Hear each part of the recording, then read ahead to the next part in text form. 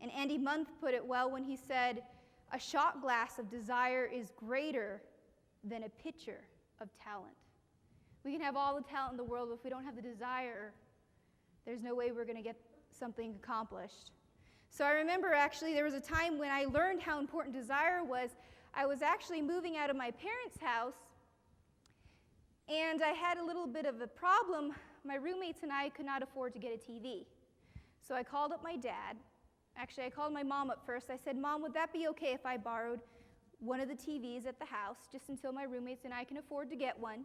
She said, "Sure, just go home to Dad, tell him about it, and ask if it's okay with him." Now, my dad's retired, so a TV means a lot more to him. And I went home to Dad. I went up and nicely asked him, I said, "Dad, would that be okay if I borrowed one of the TVs?" And he looked at me and he said, "No, I don't know about that."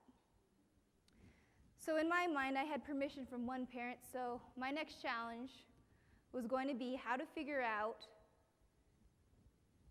out how to move the 32-inch box TV/VCR out of the TV room, through the kitchen, down a step, through one last room in that house, finally out to the garage, but most importantly, without my dad knowing.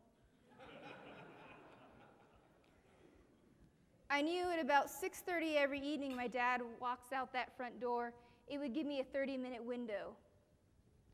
And just as that front door shut, I ran over to that TV stand. I unplugged all the cords, came around front, and I thought, how am I going to get this TV out of here? And what would you do if you had to move a TV without any arms?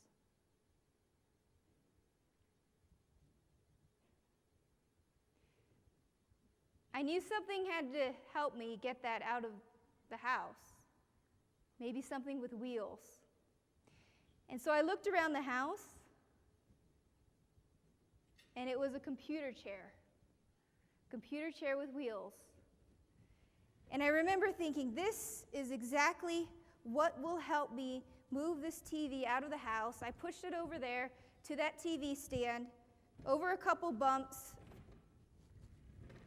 came around, went behind the TV, pushed the TV off about maybe 40% of the way, ever so carefully, came around front, held my chin over the TV, used my right foot to pull this TV off of the stand onto the computer chair, and then I realized the TV was bigger than the chair.